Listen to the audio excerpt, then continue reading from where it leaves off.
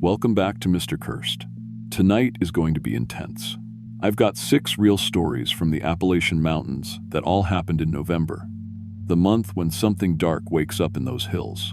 These people were just doing their jobs, working alone at night, but they met things that hunt in the darkness.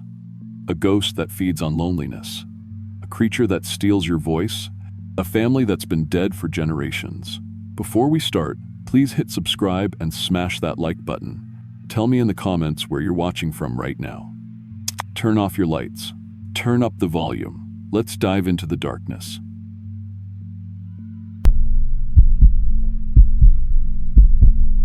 I'm 34 years old, and up until 3 weeks ago, I thought I understood what fear was.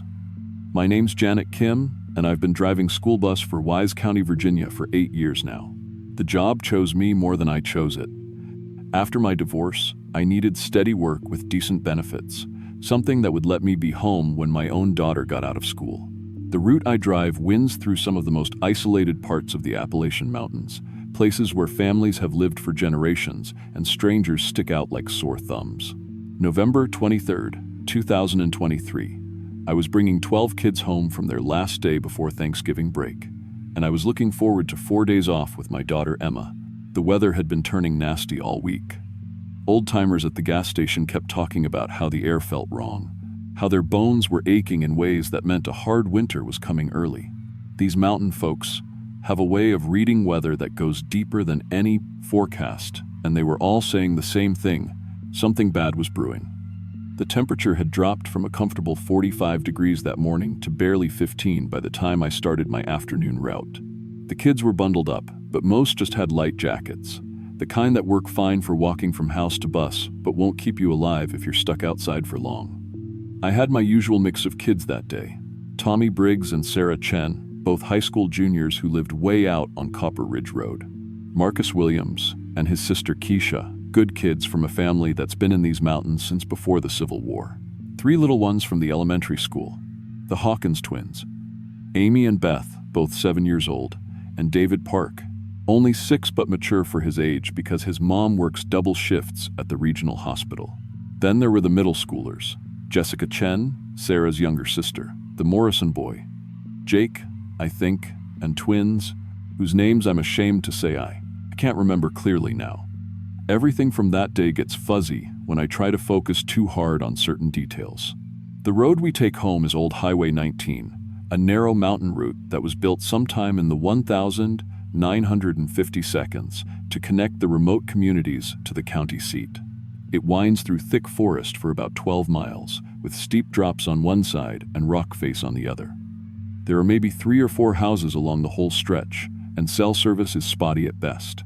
I'd driven it so many times I could probably do it blindfolded, but that day something felt different from the moment we left the school parking lot. The kids were quieter than usual. Not upset quiet, just subdued, like they were listening for something I couldn't hear. Even the little ones weren't chattering the way they normally did about Thanksgiving plans and turkey and seeing their cousins. They kept looking out the windows at the forest, and a couple times I caught them whispering to each other in voices too low for me to make out words. We were about 40 minutes into the drive when I started hearing it. At first I thought it was wind, or maybe the engine making a noise I hadn't noticed before. But it was coming from outside, from the forest. A sound like humming, but not quite. More like something very large breathing, slow and steady. The kids heard it too. I could see them pressing their faces to the windows, trying to figure out where it was coming from. That's when the tree fell. I heard the crack first, sharp as a gunshot, then this rushing sound like a freight train. A massive oak came down right across the road, maybe 20 feet in front of us. I hit the brakes hard, and we skidded to a stop with the bumper inches from this trunk that was easily 5 feet thick. The whole bus went dead silent for about 10 seconds. Then everyone started talking at once. "Everyone okay?" I called out and got a chorus of shaky, "Yes, ma'am," responses. I tried the radio first, nothing but static. Cell phone showed no signal, which wasn't unusual, but the timing felt wrong somehow. I got out to look at the tree, and my heart just sank. This thing had to weigh several tons, and there was no way around it. The road was cut right into the mountainside here, with nowhere to turn around and nowhere to go but back. But when I looked back the way we'd come, there was another tree down about a quarter-mile behind us. I could see it through the rear windshield of the bus. We were boxed in completely. The temperature was dropping fast. I could see my breath, and frost was starting to form on the bus windows. Most of the kids had light jackets at best. If we stayed with the bus and waited for help, we were looking at a night in near-zero temperatures with no heat once the engine died. Some of these kids could freeze to death. I remembered something from my first year driving this route. There was an old settlement called Millfield marked on some of the county maps, maybe 3 miles northeast through the forest. I'd never seen it, but if there were buildings, even abandoned ones, they'd be better shelter than the bus. I made the decision right there. "Listen up, everyone," I told them. "We're going to hike to a place where we can get warm and wait for help." I put the older kids in charge of buddying up with the younger ones, grabbed the emergency bag with first aid supplies and the flare gun, and we headed into the woods. The forest was wrong from the first step. I've lived in these mountains my whole life, and I know how they're supposed to sound. Birds, insects, wind through the trees, maybe a squirrel or two.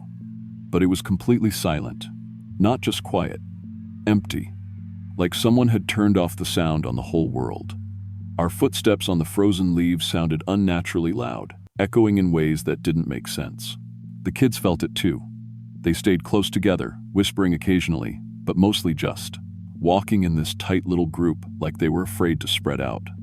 Even Tommy and Sarah, who were usually pretty confident, kept looking over their shoulders like something was following us. About an hour in, we started seeing the markers. They were carved into trees, symbols that looked almost like letters but not quite, definitely not English, and not like any Native American markings I'd seen in museums. They were fresh, too. The cuts in the bark were still weeping sap, like someone had made them recently, but there were no footprints in the soft ground around the trees, no sign of who might have carved them. "Mrs. Kim," Sarah whispered, pointing to one of the marked trees. "Look at that one." The symbol carved into this oak was different from the others. It looked almost like a face, 2 deep gouges for eyes, a curved line for a mouth. But the proportions were wrong. The eyes were too far apart, the mouth too wide. Looking at it made my stomach turn in a way I couldn't explain. "It's probably just hunters marking trails," I told her, but I didn't believe it myself. No hunter I knew would carve something like that. We kept walking, and the markers kept appearing. Always fresh, always carved into trees just off our path, like someone was following us and leaving signs as we went. The kids were getting scared now. I could see it in the way they huddled together, in how they kept glancing back at the symbols we'd passed. That's when we heard the footsteps. They came from behind us, maybe 50 yards back. Slow, deliberate steps on the frozen leaves. Step, pause, step, pause. Like someone was walking carefully, trying not to make noise but not quite succeeding. I stopped the group and we all listened. The footsteps stopped too. "Hello?" I called out. No answer. Just that empty, wrong silence. We started walking again. The footsteps resumed, matching our pace exactly, but always staying just far enough back that we couldn't see who was making them. When we stopped, they stopped. When we sped up, they sped up. It went on like that for maybe 20 minutes, until little David started crying, and I decided we needed to find shelter immediately. That's when we came out of the trees and saw Millfield. The town was there, just like the map said it would be. But it was wrong in ways that made my brain hurt to think about. The buildings looked right, wooden houses with peaked roofs, a church with a tall steeple, what looked like a general store. But they were too clean, too perfect. Like someone had built a movie set of what a mountain town should look like, but had never actually seen one. And it was empty. Completely, utterly empty. No smoke from chimneys, no lights in windows, no sounds of people living their lives. Just perfect, pristine buildings sitting in perfect silence under a sky that had gone the color of old pewter. "Where is everyone?" Amy asked in a small voice. I didn't have an answer. The town looked like it had been abandoned for decades, but everything was in perfect condition. No broken windows, no overgrown yards, no signs of decay. It was like someone had just left, all at once, and then frozen everything exactly as it was. We walked down what I guess was the main street, our footsteps echoing off the empty buildings. The windows were dark, but I had the uncomfortable feeling that something was watching us from behind the glass. Not people. The absence of people was so complete it felt like a physical weight, but something else, something that didn't want to be seen. The church sat at the end of the street, bigger than the other buildings and somehow more present. The doors were standing open, which should have been welcoming, but instead felt like a mouth waiting to swallow us. I told the kids to wait outside while I checked if it was safe. Inside, the church was as perfect and wrong as everything else. Wooden pews arranged in neat rows, an altar with a cross that gleamed like it had been polished that morning. But there was something on the altar that didn't belong. A carved stone figure, definitely Native American, but unlike anything I'd seen before. It was roughly human-shaped but elongated, with features that hurt to look at directly. The kind of proportions that your eyes try to correct but can't quite manage. And it was warm. In a building that should have been as cold as the outside air, the area around the altar was probably 70 degrees. The warmth seemed to radiate from the carving itself, along with a sound just at the edge of hearing. That same, not quite humming we'd heard in the forest, but closer now, more intimate. I backed out of the church quickly and told the kids we'd find somewhere else to shelter. But when I turned to look at the other buildings, they had changed. Not obviously, the same houses, the same storefronts. But the windows that had been dark before now had lights behind them. Soft, warm lights that flickered like candles. And there were people in the windows. Not clearly visible, just shapes that might have been human figures, moving slowly behind curtains and glass. But something about the way they moved was wrong. Too fluid, like they were underwater, and they all seemed to be looking at us. "Mrs. Kim," Tommy's voice was tight with fear. "We need to leave, right now." I turned to agree with him and froze. The kids were different, not obviously, not in any way I could point to and say, that's wrong, but different. Their faces were too still, their eyes too focused on the buildings around us, like they were listening to something I couldn't hear, seeing something I couldn't see. "Kids," I said carefully. "Kids, look at me." They turned toward me in perfect unison. 12 faces, all wearing the same expression of polite attention, like they were waiting for instructions from a teacher, but weren't quite sure who I was. "Do you remember how we got here?" I asked. "We walked from the bus," Sarah said in a voice that sounded like hers but flatter somehow. More formal, after the tree fell across the road. "And why did we come to this town?" "Because we needed shelter," they said in unison. Exactly in unison, like they'd rehearsed it. The lights in the windows were getting brighter, and the shapes behind the glass were getting clearer. Tall, thin figures that moved with that same underwater grace.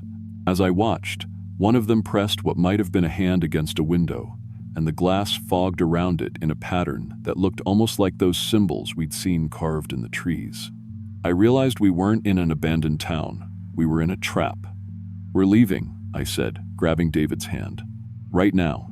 Everyone back to the forest." But the kids didn't move. They just stood there, looking at the buildings with that same polite attention, like they were waiting for permission from someone who wasn't me. "Kids," I said more urgently, "we have to go. Something's wrong with this place." "Nothing's wrong," Keisha said in that same flat voice. "We're supposed to be here. They've been waiting for us." The shapes in the windows were clearer now, definitely human-shaped but stretched wrong. Too tall, too thin, with limbs that bent in places where joints shouldn't be, and they were all looking at us with what might have been eyes but were too large and too dark to be natural. I grabbed Amy and Beth by their hands and started pulling them toward the edge of town. "We're leaving now," I said. "Stay with me."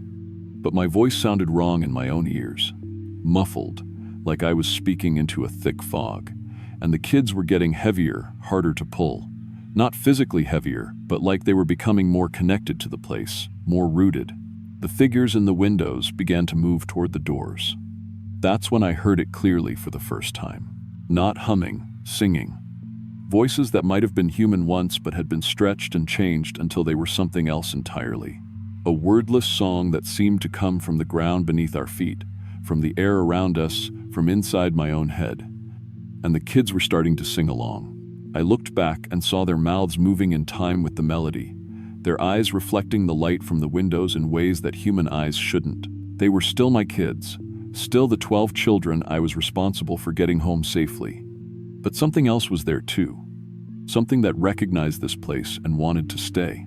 The doors of the buildings began to open. The figures started to emerge, and I could see them clearly for the first time. They had been human once, maybe, but they'd been changed, stretched, made to fit this place that existed outside normal space. Their faces were too long, their fingers too many jointed, their movements too fluid and wrong, and they were smiling. All of them, with mouths that had too many teeth. I pulled the emergency flare gun from my bag and fired it into the air. The bright red light cut through the strange twilight of the town, and for just a moment, everything snapped back to normal. The kids blinked and looked around like they were waking up from a dream. The figures in the doorways flickered like mirages. "Run," I screamed. "Run now." This time they listened. We ran for the tree line as fast as we could, the kids stumbling and crying but moving. Behind us, the singing got louder, angrier. I could hear something like pursuit, but when I looked back, the town was already fading, becoming transparent like a mirage. We ran through the forest for what felt like hours, crashing through undergrowth and stumbling over roots.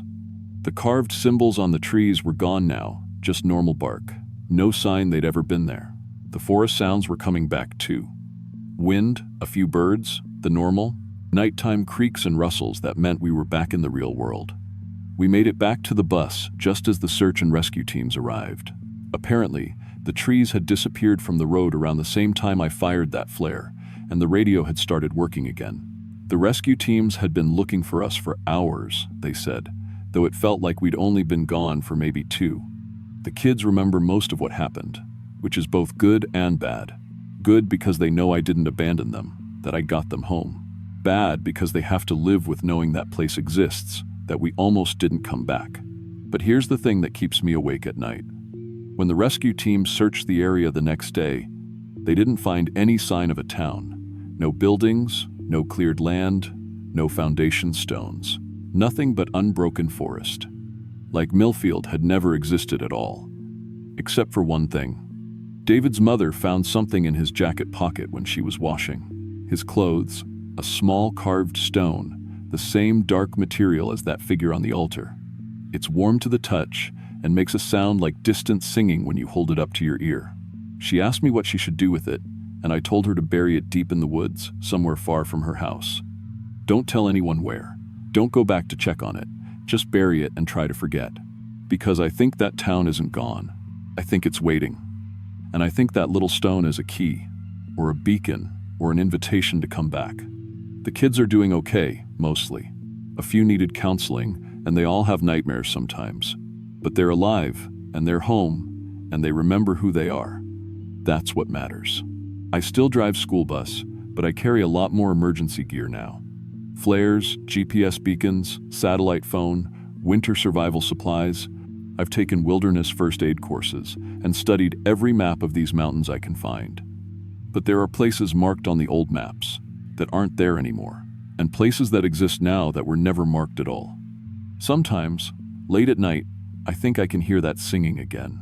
Very faint, like it's coming from a long way off. And sometimes, when I'm driving my route and I pass the spot where we left the road that day, I see fresh symbols carved into the trees. Different symbols, but with the same wrongness that makes your eyes want to look away. I've never told anyone about the stone David's mother found, or about the singing I sometimes hear. I probably never will. Some things are better left buried, forgotten, pushed down into the dark places where they can't reach out and pull you back. But I think about those figures in the windows sometimes, and I wonder if they're still waiting. If Millfield is still out there somewhere, in the spaces between the real world and whatever lies beneath it, waiting for the next bus full of children to get lost in the woods. I hope I'm wrong, but I don't think I am.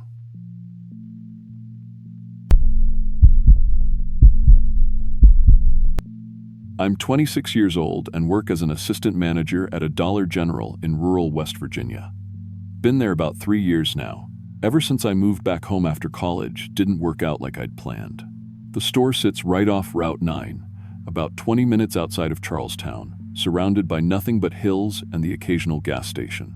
Most nights, especially during the week, it's dead quiet after 9 p.m. Just me, the fluorescent lights humming overhead, and whatever's playing on the little radio we keep behind the counter. I actually preferred the closing shifts. Less drama, fewer people to deal with, and I could listen to my podcasts while restocking shelves.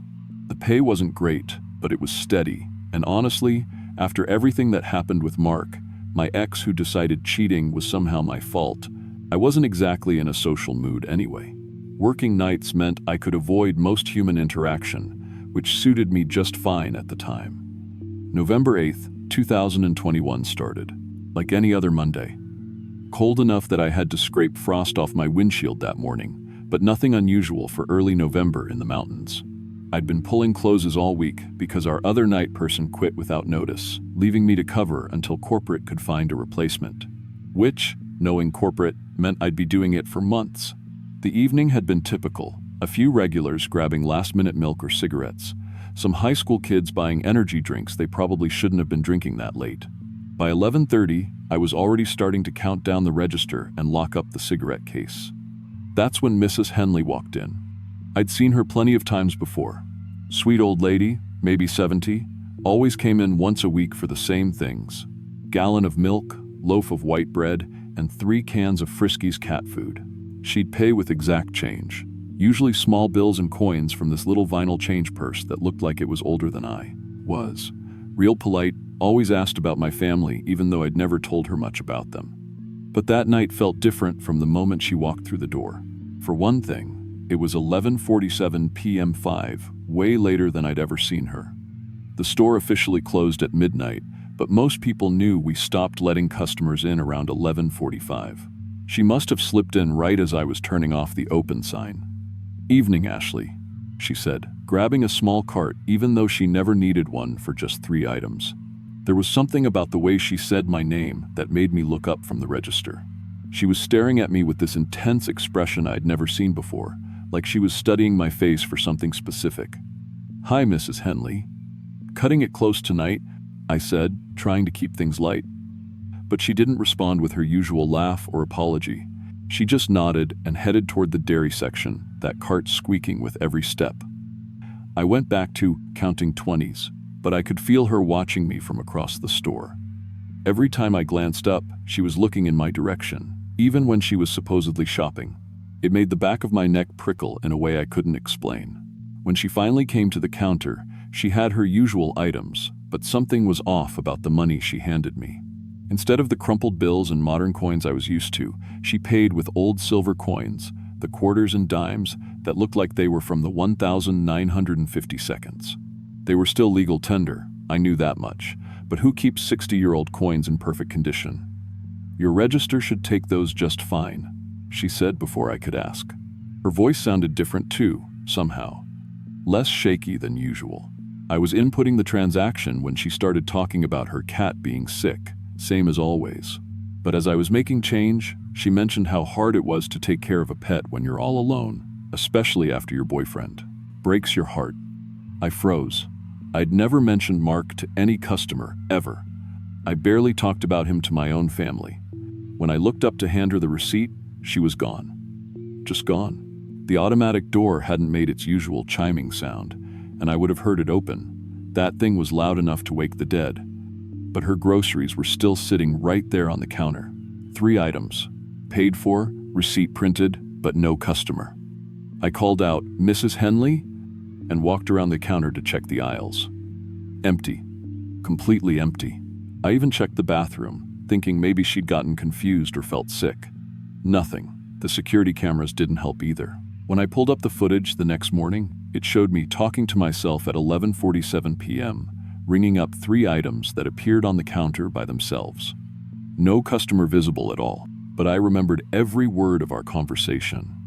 I remembered her talking about her sick cat, the way she'd looked at me, the sound of that squeaky cartwheel. The next night, she came back. This time, she was waiting in the parking lot when I arrived for my shift at 9 p.m., sitting in an old Ford pickup that I'd never seen before. She waved at me through the windshield like we were old friends, then followed me inside just as I was turning on the lights. "How's your sister doing?" she asked while I was still disabling the alarm. Jennifer, right? Still living over in Martinsburg with that new baby? I nearly dropped my keys. I'd never told her I had a sister, let alone her name or where she lived. Jennifer had just had her first baby 2 months ago, but I'd never mentioned that to anyone at work. I'm sorry, how do you know about Jennifer? I asked, but Mrs. Henley was already walking toward the back of the store, talking about how hard it must be for me to see my sister so happy when my own love life was such a mess. She spent the entire 3 hours of my shift just wandering around the Toomey store, picking up random items and putting them back, all while talking about things she couldn't possibly know. She knew Mark had cheated with his coworker, Sarah.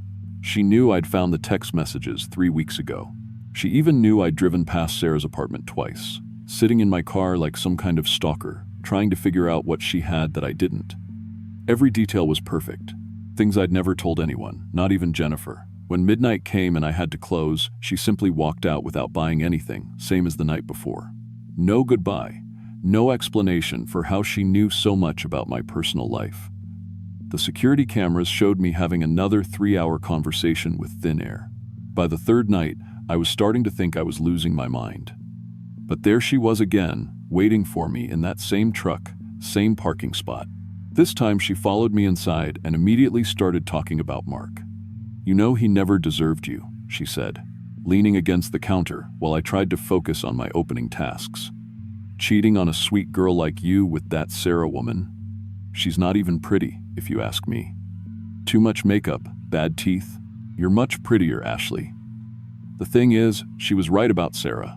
I'd only seen her from a distance, but she did wear too much makeup and her teeth were kind of crooked.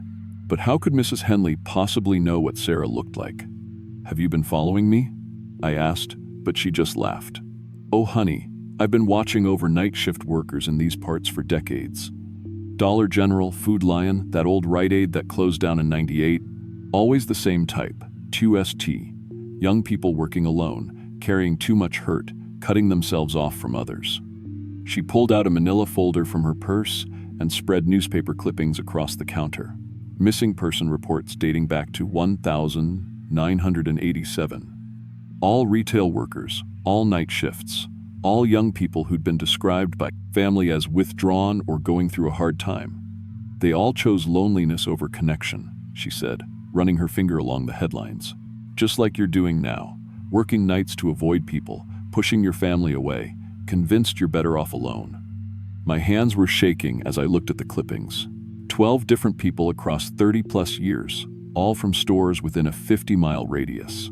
The most recent was from 2020 ship. A 4-year-old guy named Tommy who'd worked at a gas station near Shepherdstown. What happened to them? I whispered. They found peace, Mrs. Henley said. No more heartbreak, no more disappointment, no more trying to connect with people who just end up hurting you. The mountain spirits have been calling lonely souls for generations, Ashley. They're calling you too.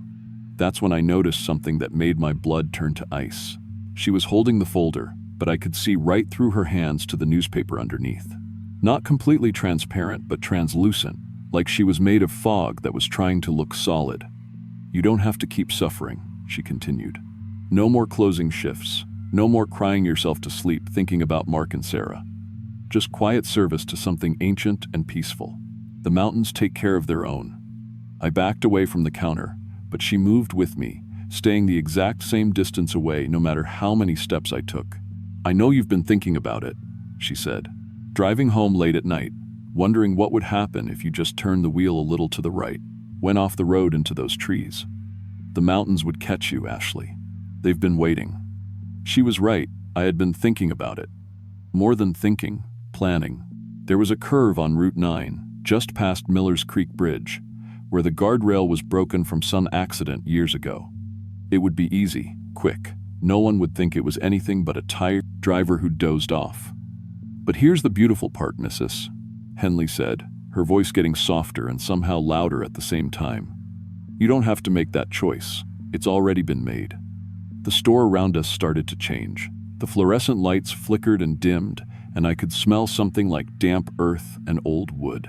The shelves looked different too, older somehow, like they'd been there for decades instead of years. You died 6 months ago, sweetheart, she said gently. Car accident on Route 9, right at Miller's Creek Bridge. This store, this job, me, we're just the in-between place. Limbo, some people call it. You've been serving other lost souls without even realizing you're one of them. She gestured toward the security monitor, and when I looked, the screen showed empty store aisles. No one at the registers, no one stocking shelves. According to the timestamp, the store had been empty for months. Your family thinks you're dead, Ashley. They had a funeral and everything. Beautiful service. Jennifer said some lovely words about how much she wished she'd called you more often before the accident. My legs gave out. I sank to the floor behind the counter, my mind racing. It would explain so much. Why I felt so disconnected from everything. Why I couldn't remember details from before November. Why I never seemed to get paychecks despite working every night. But then my phone rang. Not the store phone, my cell phone, sitting right there in my pocket like it always did. I pulled it out with shaking hands and saw Jennifer on the caller ID. Ashley? Her voice was clear as day when I answered. I've been trying to reach you all week. Are you okay? You sound terrible. Jen? I was crying now, which seemed to surprise Mrs. Henley. She was frowning, looking at my phone like it was something that shouldn't exist. Of course, it's me. Listen, I'm worried about you. Mom said you haven't been returning her calls. And when I drove by your apartment yesterday, your landlord said he hasn't seen you in weeks. Are you staying somewhere else? I could hear the baby crying in the background. Could hear Jen's husband telling her to put the kid down for the night. Real sounds from real people who were very much alive and very much worried about me. Jen, I'm at work. I'm fine. I'm alive. Well, obviously you're alive, dummy, but you're not fine. You haven't been fine since Mark. Mom wants you to come home for dinner Sunday, okay? And I want you to think about talking to someone. Dr. Peterson has helped a lot of people with depression. Mrs. Henley was backing away from me now, her translucent form getting fainter with every word my sister spoke. She can't help you, Mrs. Henley said, but her voice sounded distant, like she was calling from the other end of a tunnel. You chose isolation. You chose to cut yourself off from human connection. That's how I can reach you. But Jen was still talking, still real, still worried about her little sister who was struggling but very much alive. I thought about all the times I'd ignored her calls, all the family dinners I'd skipped, all the ways I'd pushed people away after Mark broke my heart. I'll be there Sunday, I told Jen. And yeah, maybe I should talk to someone. Good, she said. I love you, Ash, even when you're being a hermit. When I hung up, Mrs. Henley was almost completely gone. This isn't over, she said. As long as you choose loneliness, I can find you. As long as you cut yourself off from the people who care about you, you're mine. But I was already pulling off my name tag, grabbing my keys from behind the register. I quit, I said to the empty store. I drove straight to Jennifer's house that night, showed up at 1:30 a.m. crying and confused but absolutely, definitely alive. She made me coffee and let me sleep on her couch, and we talked until sunrise about everything I'd both been going through since the breakup. I never went back to that Dollar General. Heard later that corporate had to close it temporarily because they couldn't keep night staff. Too many people quit after just a few shifts, claiming the place felt wrong somehow. I moved back in with my parents for a while, started seeing Dr. Peterson twice a week, got a day job at a veterinary clinic where I actually like my coworkers. It's been almost 4 years now, and I still don't work nights. Probably never will again. The thing about predators, and that's what Mrs. Henley was, some kind of supernatural predator, is that they can only hunt certain types of prey. She fed on isolation, on people who'd given up on human connection. But the moment I reached out, the moment I let people back in, I wasn't her type anymore. I still drive past that Dollar General sometimes. It's been closed permanently now, windows boarded up, parking lot full of weeds. But on certain nights, when the fog rolls in heavy from the mountains, I swear I can see lights inside.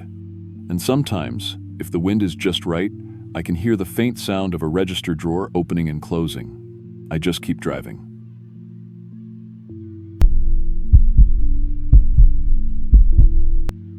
I'm 29 years old, and I've been carrying mail for the Postal Service for about 6 years now. Most of that time I worked the suburban routes around Lexington, Kentucky. You know, cookie-cutter neighborhoods, where the biggest challenge was avoiding aggressive dogs and remembering which houses wanted packages left behind the flower pots. But in November of 2022, they asked me to cover a rural route out in the mountains for a few weeks, while the regular carrier recovered from back surgery. The pay was decent, and honestly, I thought it might be nice to get out of the city for a while. The route was called Crow's Nest Hollow, and it covered about 15 miles of winding mountain roads with 47 mailboxes scattered between old farmhouses, trailer homes, and a few newer cabins that city folks had built as weekend getaways. The previous carrier, Jim Hewitt, had been doing that route for 12 years before he threw his back out, loading a particularly heavy package. During my brief training day with him, he seemed eager to get me up to speed quickly. Maybe a little too eager, looking back on it now. "Just stick to the schedule," he kept saying as we drove the route together that first morning. "Folks out here depend on their mail coming at the same time every day. They notice when things change." He pointed out the tricky driveways, the houses where you had to honk your horn because the dogs were friendly but enormous, and the few places where you needed to be careful about turning around. The whole route took about 6 hours to complete if you didn't run into any problems. What he didn't mention, and what I didn't notice that first day with him riding shotgun, was that something was watching us the entire time. I started the route on my own that Monday, November 7th. The morning was crisp and clear, with that perfect autumn light filtering through the trees that were still holding on to their orange and red leaves. I remember feeling good about the assignment. The mountain air was clean, the scenery was beautiful, and the people I met were generally friendly, even if they were a bit more reserved than the suburban customers I was used to. It was on my third day, Wednesday the 9th, when I first noticed the figure in the trees. I was delivering mail to the Hendricks place, an old farmhouse about halfway through my route, when I caught sight of something pale standing perfectly still between two oak trees about 200 yards away. At first, I thought it might be a deer. We get a lot of them in Kentucky, and they'll sometimes just stand and stare at you for the longest time before bolting. But when I looked more carefully, the proportions were all wrong. Too tall, too narrow, and the way it held itself was too upright to be any animal I knew. I finished putting the mail in the Hendricks box and glanced back toward the trees, but the figure was gone.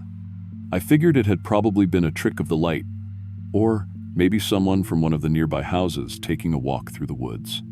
People out here were always hiking around their property, checking on things, hunting for ginseng or mushrooms depending on the season. But at the next house, the Morrison place, I saw it again. Same distance, exactly 200 yards, I'd guess, standing between different trees but in the same perfectly still pose. This time, I could make out more details. It definitely looked human, but something about the head wasn't right. The angle was off, tilted too far to one side like someone with a severe neck injury. And the arms seemed too long, hanging down past where the hands should end. I waved, thinking maybe it was just someone curious about the new mail carrier. The figure waved back, but the movement was jerky and strange, like someone trying to copy a gesture they'd only heard described but never actually seen. That's when I started to feel uneasy. The pattern continued for the rest of Cree that day. Every stop I made, the figure would be there, maintaining that exact distance, always between trees, always perfectly motionless, until I moved on. It was like it knew my route better than I did, positioning itself ahead of my truck so it could watch me deliver mail to each house. Thursday morning, I decided to test something. Instead of following my usual pattern, I skipped the third house on my route and went straight to the fourth. Sure enough, the figure was positioned between trees exactly 200 yards from the fourth house, waiting for me like it had somehow known I would change my routine. That was impossible, of course, but there it was. And that's when I found the first handprint. It was on the mailbox at the Crawley place, pressed into a thin layer of mud that had dried overnight. At first glance, it looked like a normal human handprint, but when I looked closer, I could see there were 6 fingers instead of 5. The thumb and pinky were normal, but there were 4 fingers in between instead of 3, each one slightly too long and ending in what looked like a point rather than a normal fingertip. I stared at that handprint for a long time, trying to make sense of it. Maybe it was 2 prints overlapping, or some kind of optical illusion created by the way the mud had dried. But no matter how I looked at it, I kept counting 6 distinct fingers. And while I was standing there studying the mailbox, I could feel eyes on me from the tree line. Friday brought the gifts. That's what I started calling them in my head, though gifts might not be the right word for what I found. On 3 different mailboxes, the Patton place, the old Williams farm, and the little cabin where the retired teacher lived, I discovered small dead animals arranged in neat geometric patterns. Not scattered or torn apart like you'd expect from a predator, but carefully positioned. Mice and small birds mostly, laid out in perfect triangles and squares with their tiny bodies pointing in specific directions. The arrangements were so precise they almost looked like some kind of language or code. Each animal was clean, no visible wounds or signs of decay, just dead and positioned with mathematical accuracy on top of the mailboxes. I didn't know what to do about it. The logical part of my brain said it had to be some kind of sick prank, maybe teenagers from one of the nearby towns messing with the new mail carrier. But the careful precision of the arrangement suggested something else, a kind of intelligence that was trying to communicate but didn't understand how humans actually communicated. And throughout that entire day, the figure in the trees kept watching, always 200 yards away, always perfectly still, until I moved to the next house, where it would somehow already be waiting. That weekend, I called Jim Hewitt to ask if he'd ever experienced anything unusual on the Crow's Nest Hollow route. He was quiet for a long time before answering. "Did you see something in the trees?" he finally asked. When I told him about the figure and the handprints and the dead animals, he sighed heavily. "I was hoping it wouldn't start up again," he said. "Had about 6 months of peace before I hurt my back." "Start up again? Jim, what the hell are you talking about?" "Danny, I need you to listen to me very carefully," he said, and his voice had taken on a tone I'd never heard from him before. "That thing, whatever it is, it's been out there for as long as anyone can remember. It watches the mail carriers. It learns from us. And every few years, when it gets too interested in whoever's running the route," he trailed off.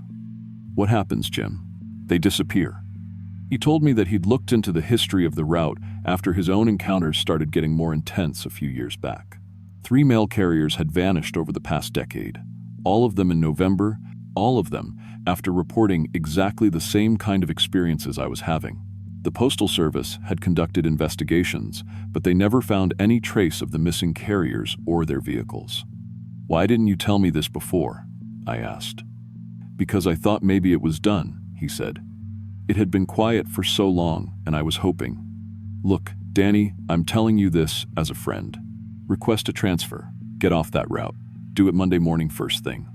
But Monday morning, I found myself driving back out to Crow's Nest Hollow instead of going to the supervisor's office. I'm not sure why I didn't take Jim's advice. Maybe it was stubbornness, or curiosity, or just the simple fact that I needed the job and couldn't afford to look like I was making up stories to get out of work. Whatever the reason, I loaded up my truck and headed back into the mountains. That's when things started escalating fast. The first mailbox I reached that morning, I heard my name being called from the woods. Not shouted, but spoken in a conversational tone, like someone was trying to get my attention without startling me. The voice sounded wrong though, like it was coming through a broken radio, full of static and distortion. "Danny," the voice called. "Danny, mailman." I looked toward the trees, and there was the figure. Same as always, 200 yards away, perfectly still. But somehow I knew the voice was coming from it. "Danny Rodriguez?" It called again, and this time it knew my last name. "Danny Rodriguez, mailman, come play." I grabbed my pepper spray from the glove compartment and finished delivering the mail as quickly as I could. But as I was walking back to my truck, the voice called out again with information that made my blood run cold.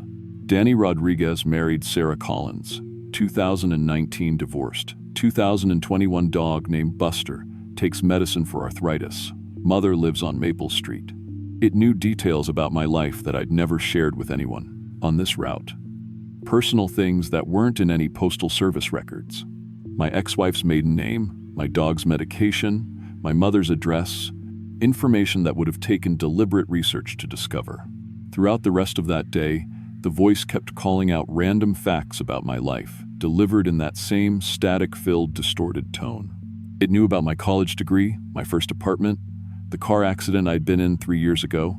The figure in the trees had somehow been studying me, learning about me, gathering information from sources I couldn't even imagine.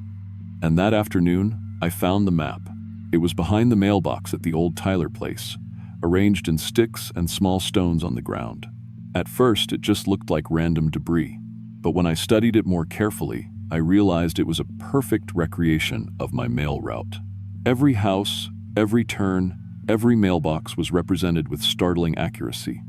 Small rocks marked the houses, twigs showed the roads, and tiny piles of leaves indicated where I typically stopped. But the most disturbing part was the pattern of movement shown throughout the map. Using what looked like animal tracks pressed into the dirt, something had traced my exact path from house to house, including the timing. Whoever or whatever had made this map knew my route better than I did. Tuesday brought the messages. When I arrived at the first house, I found that all the mailbox flags had been arranged to spell out words. Not just turned up or down randomly, but carefully positioned to create letters. Danny, mailman, come play with us. The sight of those flags, lined up in perfect formation to create that simple, childlike message, was somehow more terrifying than all the previous incidents combined. It showed a level of intelligence and planning that went way beyond anything an animal could do. But the mentality behind it seemed alien and wrong. And as the day progressed, the messages got more complex. At the Morrison place, I found mail pieces that had been taken from various boxes and rearranged on the ground to spell out, "Lonely need, friend, stay with us forever." The letters were perfectly formed using magazine labels, envelope corners, and pieces of junk mail that had been carefully torn and positioned. At the Williams farm, the message was even more disturbing. "Do not leave. We love Danny Mailman." Each message showed the same precise handwriting style, as if something had been practicing human penmanship by copying addresses and text from the mail pieces themselves. The formation of the letters was technically perfect, but there was something fundamentally wrong about them, like watching a computer try to recreate human emotion. By Wednesday, the figure had stopped hiding. Instead of staying in the tree line, it now stood directly beside the road at each house, maintaining that same 200-yard distance, but making no attempt to conceal itself. It was tall, maybe 7 feet, and pale to the point of being nearly white. The proportions were definitely wrong. The arms hung down to somewhere around the knees, and the head sat at that unnatural angle like the neck had been broken and healed incorrectly. But the worst part was that it was clearly studying me. Every movement I made, every gesture, every expression was being watched and analyzed with intense focus. When I reached for mail, it would tilt its head to get a better view. When I walked back to my truck, it would take a step forward to maintain visual contact. It was learning. And on Thursday morning, it spoke to me directly. I was delivering mail to the Henderson place when I heard that static-filled voice much closer than it had ever been before. I turned around, and the figure was standing maybe 50 yards away instead of its usual 200. "Danny Mailman," it said, and the voice was definitely coming from that pale, wrong-shaped mouth. "Stay with us. Don't go home today." The words were clearer now, less distorted, like it had been practicing. But there was still something fundamentally alien about the cadence and pronunciation, as if it was speaking a language it had learned by listening but didn't truly understand. "We have been watching mailmans for a long time," it continued, taking another step closer. "They always leave. We want Danny Mailman to stay. Befriend. Play games." I backed toward my truck, keeping my eyes on the figure. "I need to finish my route," I said, surprised by how steady my voice sounded. "No more route," it said, and for the first time I saw what might have been a smile on that pale face. "Route finished. Danny Mailman, stay here now." That's when I realized my truck keys weren't in my pocket anymore. I'd put them there when I got out to deliver the mail, same as I did at every stop. But when I reached for them, my pocket was empty. The figure was still standing, 50 yards away, but somehow it had taken my keys without me noticing. "Looking for these?" it asked, and I could see something metallic glinting in one of those two long hands. I ran, not back to my truck. That was useless without keys, but into the woods on the opposite side of the road. I crashed through underbrush and dodged between trees, listening for sounds of pursuit behind me. But the thing that was chasing me didn't make noise like a person running. Instead, I heard a kind of sliding, rustling sound, like something large moving through the woods without regard for obstacles. And every few minutes, That static-filled voice would call out, "Danny Mailman, come back. We want to be friends. Don't make us chase you." I kept running until I reached a logging road I remembered from my training day with Jim. From there, I was able to follow it back down to the main highway, where I flagged down a passing car and asked for a ride back to town. The Postal Service sent a team to investigate the next day. They found my truck where I'd left it, keys still missing, but no sign of any of the messages or arrangements I'd described. The handprints were gone, the dead animals had been removed, and the stick and stone map behind the Tyler place had been erased. They also found my route supervisor's car abandoned about 2 miles up the road from where I'd left my truck. He'd driven out to check on me when I didn't return Thursday afternoon, and apparently encountered whatever was watching the route. We never saw him again. The Postal Service officially closed delivery to Crow's Nest Hollow the following week, citing geographic inaccessibility and safety concerns. The residents have to drive into town now to pick up their mail from a cluster of boxes at the post office. I transferred to a suburban route in Frankfort and haven't been back to that part of the mountains since. But sometimes, when I'm delivering mail to houses near wooded areas, I find myself checking the tree line, looking for that pale figure standing perfectly still between the trees, watching and learning and waiting for someone new to befriend. I still have dreams about that voice calling my name through the static, asking me to come back and play.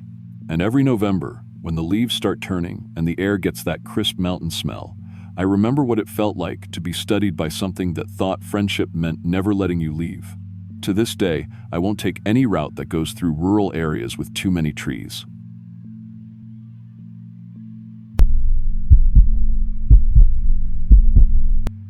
I'm 31 years old, and I work security for different companies around Western North Carolina.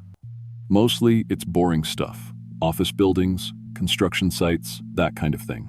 But in November 2021, I took what I thought would be an easy gig watching over a lumber mill that was shut down for maintenance. The pay was decent, and honestly, I needed the money. My name's Kevin Park, and at the time, I was still trying to get back on my feet after my divorce went through earlier that year. The mill sat way down in this valley about 40 minutes outside Asheville, surrounded by old-growth forest that stretched up the mountainsides in every direction. No cell service, no other buildings for miles. Just me, a little security booth, and a whole lot of darkness once the sun went down. The job was simple enough: walk the perimeter every couple hours, make sure nobody was stealing equipment or copper wire, that sort of thing. 11 p.m. to 7 a.m., 5 nights a week while they serviced the big machinery. The first few nights were actually pretty peaceful. I'd make my rounds with my flashlight, check all the gates, write down the time in my logbook. The mill was eerily quiet without all the usual noise and activity, but it wasn't unpleasant. Kind of nice, actually. Just me and the sounds of the forest, owls hooting, wind in the trees, the occasional rustle of something small moving through the underbrush. On the 4th night, everything changed. I was doing my 2 a.m. patrol, walking along the fence line on the east side of the property, when I heard someone calling my name, clear as day, coming from somewhere in the trees beyond the fence. "Kevin! Kevin! Over here!" The voice sounded exactly like my supervisor, Tom. Same gravelly tone, same way he always drew out the second syllable of my name. But Tom lived 30 miles away in town, and there was no reason for him to be out here in the middle of the night. I stopped walking and called back. "Tom? That? Yeah? Yeah, it's me. Come on over here. I need to show you something." The voice was definitely coming from the woods, maybe 50 yards past the fence. I walked closer, shining my flashlight toward the trees, but I couldn't see anything except darkness between the trunks. "What are you doing out here?" I called. "Just come on, Kevin. I need you to see this." Something about it felt wrong. Tom was a straight shooter, the kind of guy who followed protocol to the letter. He wouldn't just show up in the middle of my shift without calling first, and he definitely wouldn't be wandering around in the woods at 2 a.m. I pulled out my radio and called his house. It took him a few minutes to answer, and when he did, his voice was thick with sleep. "What's going on, Kevin? Everything all right?" "Tom, are you at home right now?" "What? Yeah, of course I'm at home. It's 2 in the morning. Why?" I looked back toward the woods. The voice had stopped calling. "Never mind," I said. "Sorry to wake you up. Everything's fine here." But everything wasn't fine. I spent the rest of that shift jumpy and on edge, checking over my shoulder every few minutes. By the time morning came, I had almost convinced myself I'd imagined the whole thing. The next night, it got worse. Around 1:30 a.m., I was sitting in the security booth doing paperwork when I heard a woman's voice calling from the forest, panic and desperation in every word. "Kevin, oh God, Kevin, please help me. I'm lost." My blood went cold. It was Sarah. My ex-wife Sarah, calling for help in the exact same tone she'd used 2 years ago when her car broke down on a back road and she couldn't get cell service. But Sarah lived in Florida now. We hadn't spoken since the divorce was finalized, and she had no reason to be anywhere near North Carolina, let alone wandering around a forest in the middle of the night. "Kevin, please. I can't find my way out." The voice was moving, circling around the mill property. First from the east side, then the north, then the west. Like she was running through the trees, desperate and afraid. I grabbed my flashlight and radio and stepped outside. "Sarah? Sarah, is that really you?" "Kevin, thank God. Where are you? I can't see anything." It was her voice perfectly. Not just the sound, but the way she said my name, the little catch in her throat when she was scared. Even her old pet name for me. "Kev, please. I'm so scared. I don't know how I got here." That stopped me dead. She used to call me Kev when we were first dating, back in college. It was something private between us, something she'd stopped using years before we split up. Nobody else knew about that nickname. I stood there in the cold November air, flashlight beam shaking in my hand, and tried to make sense of what I was hearing. There was no way Sarah could be out there. No logical way she could know where I worked. No reason for her to drive 800 miles from Florida to wander around in the mountains. "Kevin, please. I'm here." I called back, but I didn't move toward the fence. Something deep in my gut was screaming at me to stay put. The voice kept calling, moving in a wide circle around the property. Sometimes it sounded close, like she was just beyond the fence line. Other times it seemed to come from much deeper in the woods, faint and distant. After about 20 minutes, it stopped. I spent the rest of the night locked in the security booth, radio in one hand, flashlight in the other. Every few minutes I'd scan the tree line, looking for any sign of movement. But there was nothing, just darkness and silence. By night 7, I realized something was studying me. It started with my own voice. I was making my midnight rounds when I heard myself talking somewhere near the maintenance shed. Not calling out to me, just having a normal conversation. I could hear my own voice clearly, discussing something about weekend plans and whether it might rain. I crept closer, trying to figure out what the hell was going on. The voice was definitely mine. Same accent, same speech patterns, even the way I cleared my throat between sentences. But I was listening to myself have a conversation with someone else, and I couldn't hear the other person's responses. It was like listening to one side of a phone call, except the person talking was me. I found muddy footprints around the mill the next morning, human-shaped, but wrong somehow. They started normal-sized near the fence, but as they got closer to the buildings, they changed. Some were longer and narrower than any human foot should be. Others had what looked like claw marks at the toes. That's when I started paying attention to my phone calls. During my shift, I'd sometimes call my buddy Marcus to pass the time, or talk to my mom, just normal conversations. But a few nights later, I heard the thing mimicking Marcus's voice, calling my name from the woods. Then my mom's voice. Then the pizza delivery guy who'd brought food to my apartment the week before. It was collecting voices, learning how the people in my life talked, how they said my name, what they might say to get me to trust them. On night 10, it showed me what it really looked like. I was in the security booth around 3 a.m. when something tapped on the window. I looked up and saw myself staring back. It looked exactly like me. Same face, same hair, same clothes I was wearing. But when it moved, everything was wrong. Its joints bent in directions that should have been impossible. Its head tilted too far to one side. When it smiled, the expression was just slightly off, like someone trying to copy a facial expression they'd seen but didn't understand. "Hello, Kevin," it said in my voice. I couldn't move, couldn't breathe. I was looking at myself, but it wasn't me. It was something else, wearing my face like a mask. "Can you tell me about your childhood?" it asked, still using my voice. "I want to understand. What was your favorite memory? What made you sad? Help me be you." The thing that looked like me pressed its face against the glass. Its eyes were wrong, too wide, too unblinking. When it breathed, the glass didn't fog up. "I've been practicing," it said. "Listen." Then it started cycling through voices. Tom, Sarah, Marcus, my mom, people from my past I hadn't thought about in years. It had perfect recall of every conversation it had heard, every phone call it had somehow listened to. "I can be anyone you want," it said in Sarah's voice. "I can be everyone you've lost." Then, in my mother's voice, "Kevin, honey, why don't you come outside? I've missed you so much." I grabbed my radio and started calling for help, but there was only static. My phone had no signal. The thing watched me try to call for help, its head tilted at that impossible angle, still wearing my face. "No one's coming," it said in Tom's voice. "It's just us now." I don't remember making the decision to run. 1 second I was frozen in that chair, staring at my own face in the window. The next, I was sprinting toward my truck, keys already in my hand. The thing didn't chase me. It just stood there by the security booth, wearing my face, watching me go.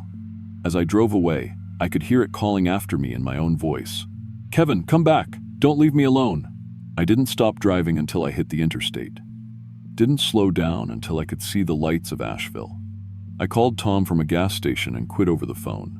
Told him there was a family emergency and I couldn't come back. 3 weeks later, I moved to Virginia. Got a job doing day security at a shopping mall. I don't work nights anymore, and I don't take jobs in isolated places. But sometimes, when I'm alone in my apartment, I hear my own voice calling my name from somewhere else in the building. I'll check every room, every closet, but there's never anyone there.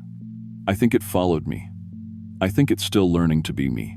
And honestly, I'm not always sure which thoughts in my head are mine anymore.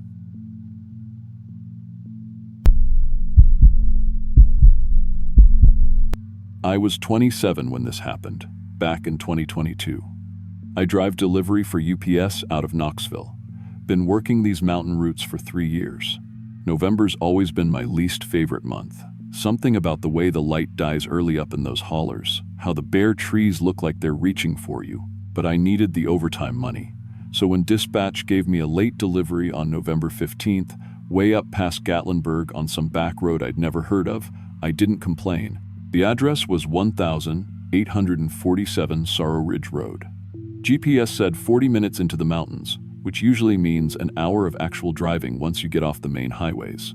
Package was medical supplies for someone named J. Morrison, had NODRDAF, looked important, had urgent deliver by 6 p.m. stamped all over it. It was already pushing 4:30, but I figured I could make it before dark if I hurried. The first 20 minutes were normal enough. Good pavement, clear road markers, occasional houses set back in the trees. But as I got deeper into the mountains, things started feeling off. The roads got narrower, the trees pressed closer, and I realized I hadn't seen another car in over 10 minutes. That's not unusual in rural areas, but something about the silence bothered me. No birds, no insects. Even with my windows cracked, all I could hear was my engine and the crunch of gravel under my tires. The GPS kept directing me onto smaller and smaller roads until I was basically following deer paths. The sun was getting low, casting everything in that strange orange light you get in November. That's when I started smelling it. Something sweet and rotten, like fruit left too long in the sun. It got stronger the farther I drove, until I had to roll up my windows and turn on the air recirculation. When the GPS announced I'd arrived, there wasn't anything there. Just forest on both sides of what could barely be called a road anymore. I pulled over and checked the address again, thinking maybe I'd made a wrong turn. But according to my GPS, I was exactly where I needed to be. The little blue dot on my phone showed me sitting right on top of 1847 Sorrow Ridge Road. That's when I noticed my engine had gotten very quiet. Too quiet. I looked at the dashboard and realized it had died completely, though I hadn't turned it off. The keys were still in the ignition, but when I tried to restart it, nothing happened, not even a click. I got out to check under the hood, and that's when I saw the mailbox.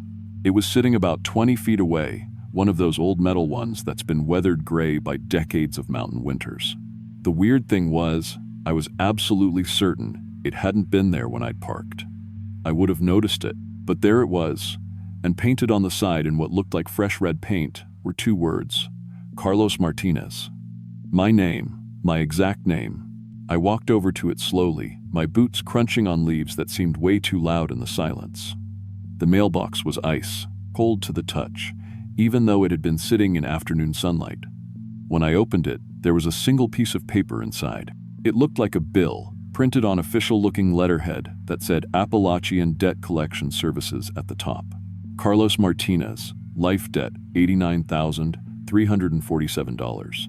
Payment due immediately.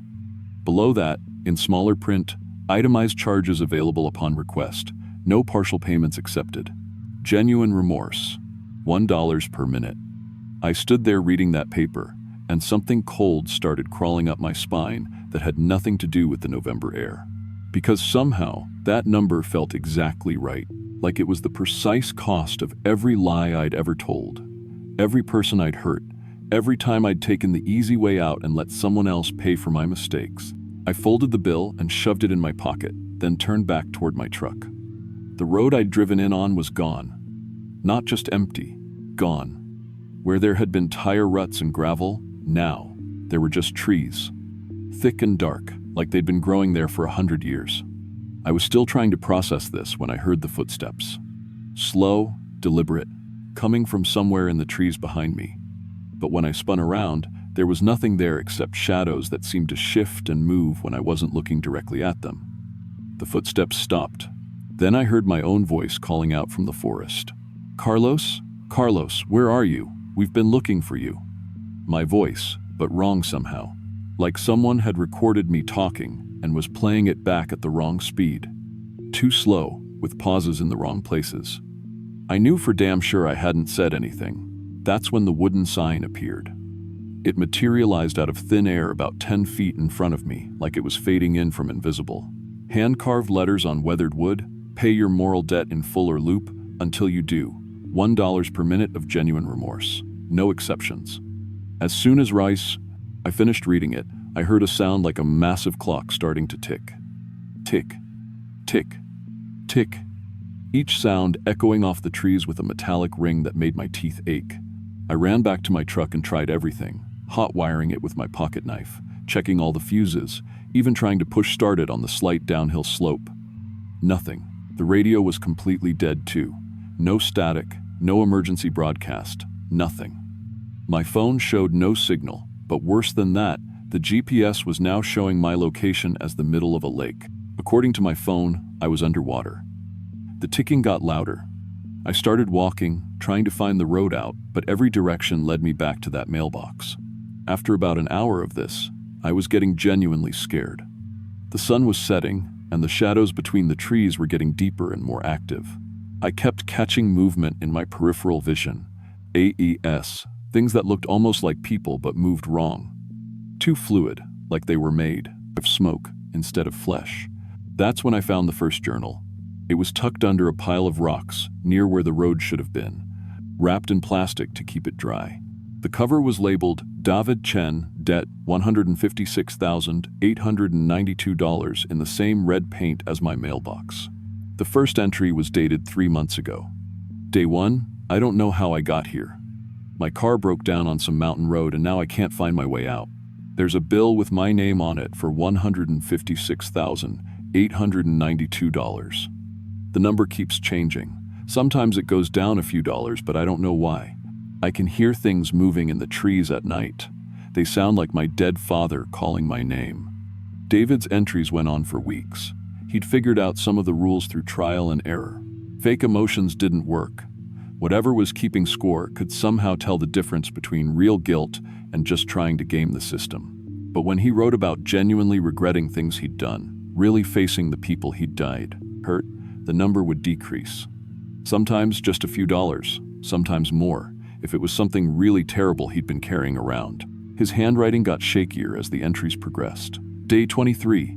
The things in the trees are getting bolder. Saw one clearly today. Looked like my brother Tom, but his face was wrong. Eyes too big, mouth stretching too wide. He kept asking me to come closer. The ticking never stops. Day 45. Figured out I can make phone calls somehow. Old CB radio in an abandoned cabin about half a mile north. Called my ex-wife to apologize for the affair. We both cried. Debt went down $8,000. But the things heard me talking. They've started using her voice now. Day 67. They're not just mimicking voices anymore. They're remembering conversations, playing back things people actually said to me years ago. My mother's voice telling me she's disappointed. My son asking why daddy doesn't live here anymore. It's driving me insane. David's last entry was different. Day 89. I understand now. This isn't punishment, it's opportunity. One last chance to make things right before whatever happens to people who die with unfinished business. Called everyone I'd ever wronged. Made peace with Tom about Dad's will. Debt is at 0. The ticking stopped. I can see the road again. If anyone finds this, the CB radio works. But don't listen to the voices that use it after dark. They're not your family. They're something much older. I found 11 more journals hidden around that clearing. People who'd been trapped there going back to 1987. Each one owing a different amount. Each one slowly going insane from the isolation and the things that lived in those trees. Most had eventually figured out how to pay their debt and leave, but not all. Some of the journals just stopped mid-sentence. As darkness fell completely, I started to understand what David meant about the voices. It started with my brother Miguel calling out from the trees, Carlos, help me, I'm lost." But Miguel lived in Phoenix and had never been to Tennessee in his life.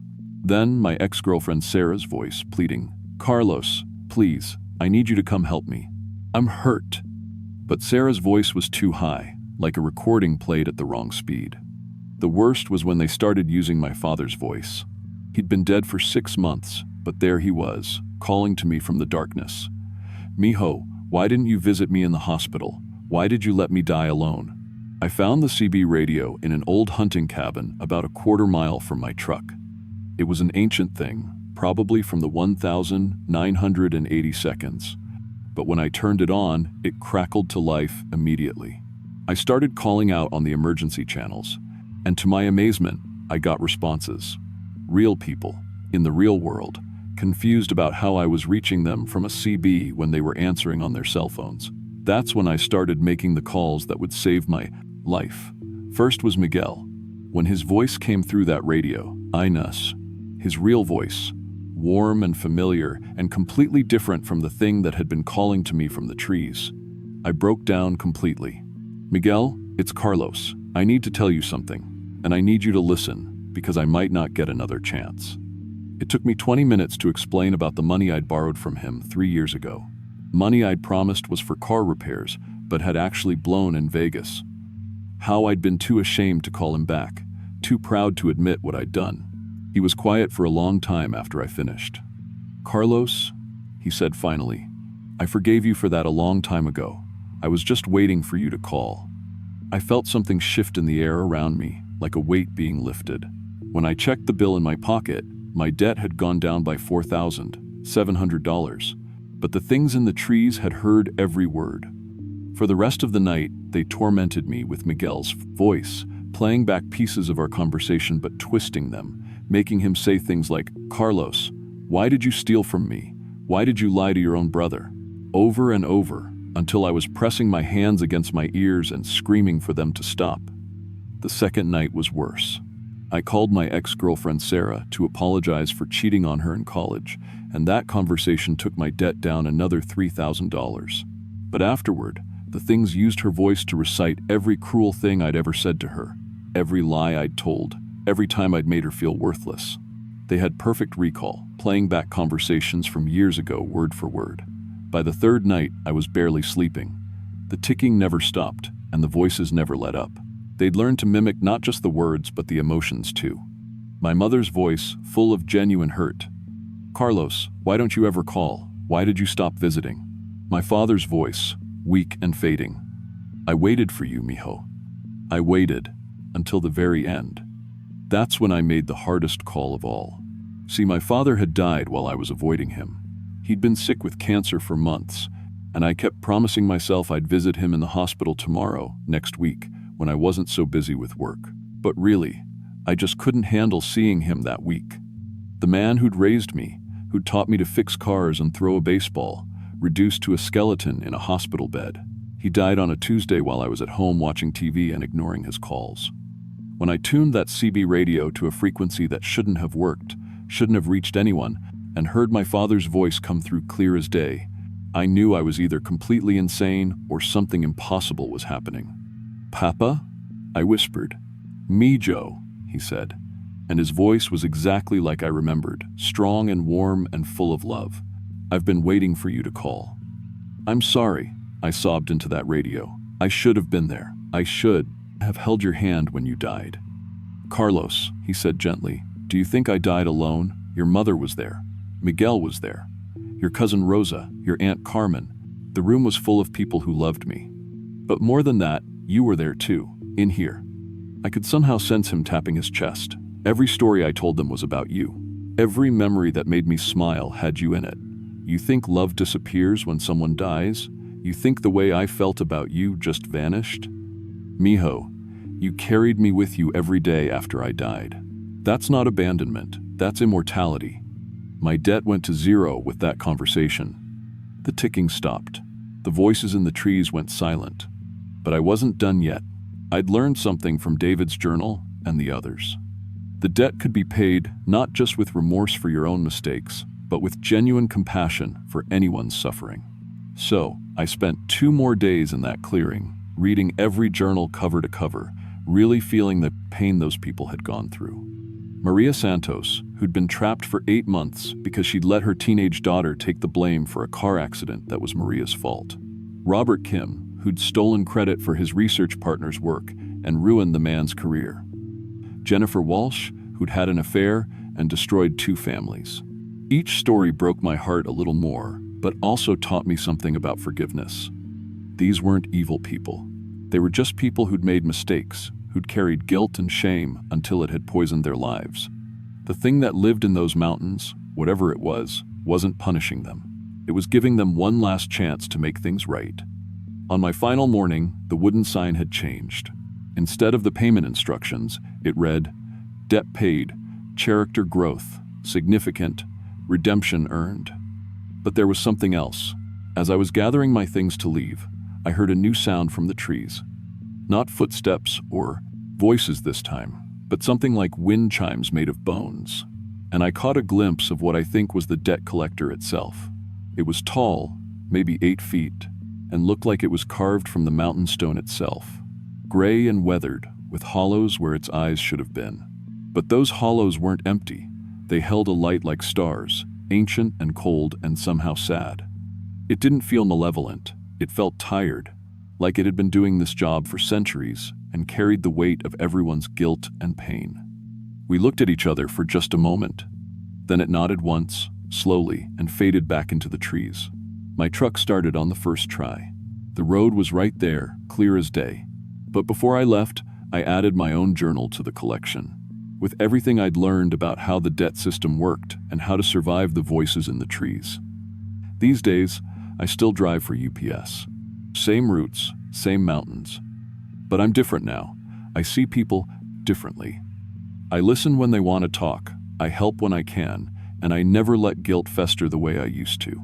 Because I learned something up on Sorrow Ridge Road that I don't think I could have learned any other way. Everyone's carrying a debt. Everyone's got something they regret, someone they've hurt, some way they've fallen short of who they wanted to be.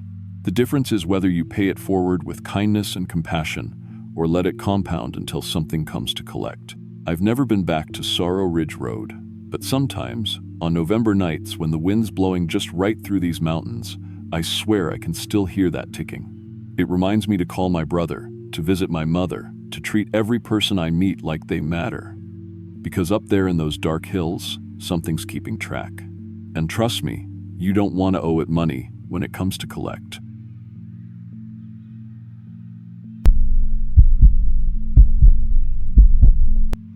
I turned 29 the week before it happened, back in November 2023. Been working freelance photography since college, mostly real estate, some corporate headshots, the occasional wedding when I needed quick cash. My name's Marcus Chen, and I'd been living in Asheville for about 3 years, trying to make it work as an artist, but mostly just scraping by. That's probably why I didn't ask enough questions when I got the call. A woman named Rebecca Thorne reached out through my website, said she needed documentation of her family's heritage preservation project up in the mountains. Offered me $1,200 for 2 days of work, more than I usually made in a month. She was vague about the details, just said they were preserving old family traditions before they were lost forever, and they needed high-quality photographs for their archives. The money was too good to turn down, especially with winter coming and work getting scarce. She gave me coordinates instead of an address, said the family compound was off the grid in a hollow that didn't show up on most maps. Told me to bring camping gear since they didn't have guest accommodations, and to pack enough food for 3 days, just in case. Looking back, that should have been my first red flag. But I needed the money, and honestly, I was curious about what kind of family traditions required professional documentation in the middle of nowhere. The drive took me deeper into the mountains than I'd ever been. Past Boone, past any town that had a name, up logging roads that turned to gravel, then dirt, then barely tire ruts through the trees.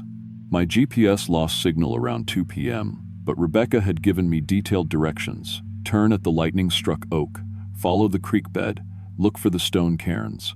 The kind of directions people give when they've lived somewhere so long they navigate by landmarks that have been there for generations. Found the compound just as the sun was starting to set behind the continuing to set ridgeline. Calling it a compound makes it sound bigger than it was. Maybe 8 or 9 buildings scattered around a natural clearing, most of them looking like they'd been built in different decades.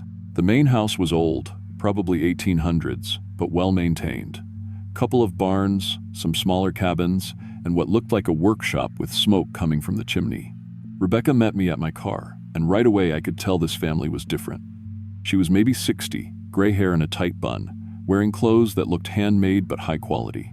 Her handshake was firm, calloused, and she had this way of looking at you like she was measuring something.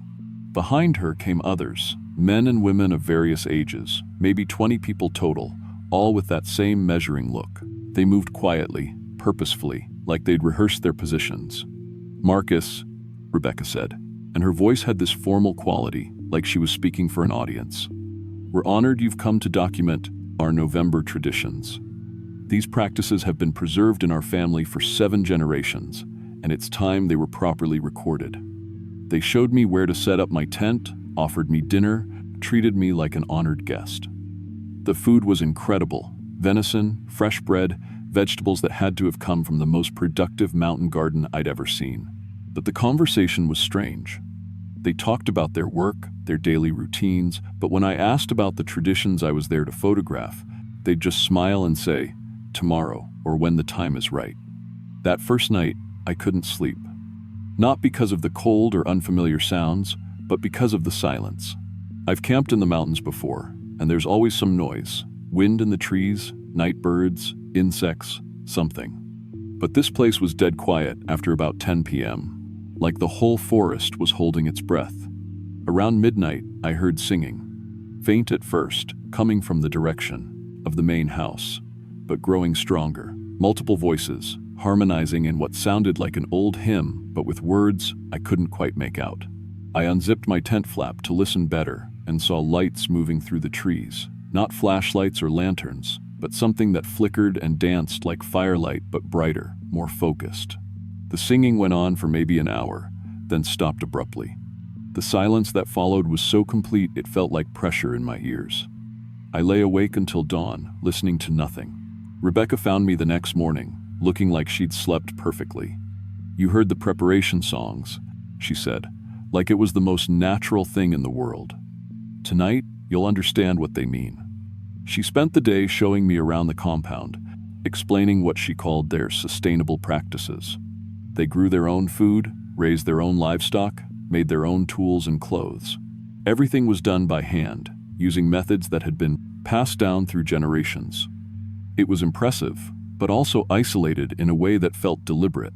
When I asked about contact with the outside world, Rebecca mentioned they had arrangements for necessary supplies, but they preferred to be self-sufficient. The family members were friendly enough, but there was something choreographed about their interactions with me, like they'd planned out what to say, how to act, and they all had this way of watching me when they thought I wasn't looking, not suspicious exactly, but evaluating, like they were waiting for something.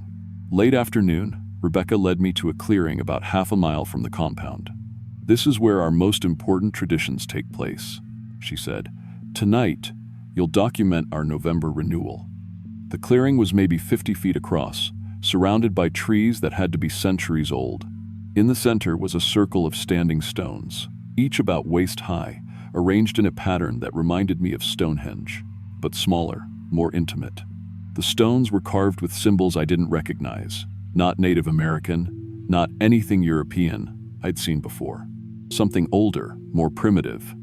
"What exactly am I photographing?" I asked. Rebecca smiled, but it didn't reach her eyes. "Our family's covenant with the land. Every November, we renew our agreement with the forces that have protected and provided for us. It's a sacred obligation, and one that requires a witness." That should have been red flag number 2, but the light was perfect for photography. Golden hour filtering through the trees, and the standing stones created natural focal points. I started taking test shots, adjusting my settings, thinking about compositions. Professional instincts kicked in, and I got absorbed in the work. As the sun set, the family began gathering in the clearing. They'd changed clothes, all wearing similar garments that looked handmade from undyed wool and linen. The men carried bundles of wood and what looked like old farm tools, scythes, hammers, knives. The women brought baskets covered with cloth. Everyone moved with that same quiet purpose I'd noticed before. They built a fire in the center of the stone circle, and Rebecca gestured for me to begin photographing. "Document everything," she said. "Every gesture, every word. This is history being preserved." The ceremony started simply enough. The family arranged themselves around the stone circle, and Rebecca began speaking in what sounded like English, but with words and phrases I couldn't quite understand. Old dialect, maybe, or a language that had evolved in isolation. The others responded in unison, their voices creating harmonies that seemed to resonate with the stones themselves. I kept shooting, using a fast lens to capture the firelight, adjusting ISO to get clean images in the low light. Through my viewfinder, everything looked normal, even beautiful. A family preserving old traditions, staying connected to their heritage. The kind of thing you might see featured in a documentary about Appalachian culture. But something was wrong with the shadows. In my camera's LCD screen, I could see the family members clearly, but their shadows on the ground didn't match their positions. Some people cast multiple shadows, others cast none at all, and the shadows seemed to move independently, reaching toward the center of the circle even when the people casting them stood still. I lowered my camera and looked directly at the scene. Everything appeared normal. Raised the camera again, checked the LCD. The shadows were wrong, impossible, like they belonged to different people entirely. That's when Rebecca began the second part of the ceremony. She uncovered one of the baskets, revealing what looked like old bones, not human, but large, maybe from deer or bear. She arranged them in a specific pattern within the stone circle, creating symbols that matched the carvings on the stones. The family's chanting grew louder, more intense, and I could feel vibrations in the ground beneath my feet. Other baskets were uncovered. More bones, but also things I couldn't identify. Twisted pieces of metal, stones with unnatural colors, what looked like preserved organic matter that might once have been plant or animal, but had been transformed into something else. Each item was placed with deliberate care, building a complex pattern that seemed to pull at your eyes, making it hard to focus on any one element. The fire began changing color. Not the normal spectrum you'd expect from different materials burning, but colors that hurt to look at directly. Purple that was too deep, green that seemed to glow from within, orange that cast no light despite its intensity. I kept shooting, but my camera was struggling with the exposure, unable to process light that didn't behave like light should. That's when I realized the family was changing too. It started with their eyes.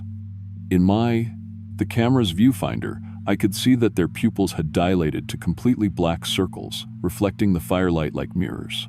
Their faces remained normal, but their eyes had become something else, something that watched and waited and hungered.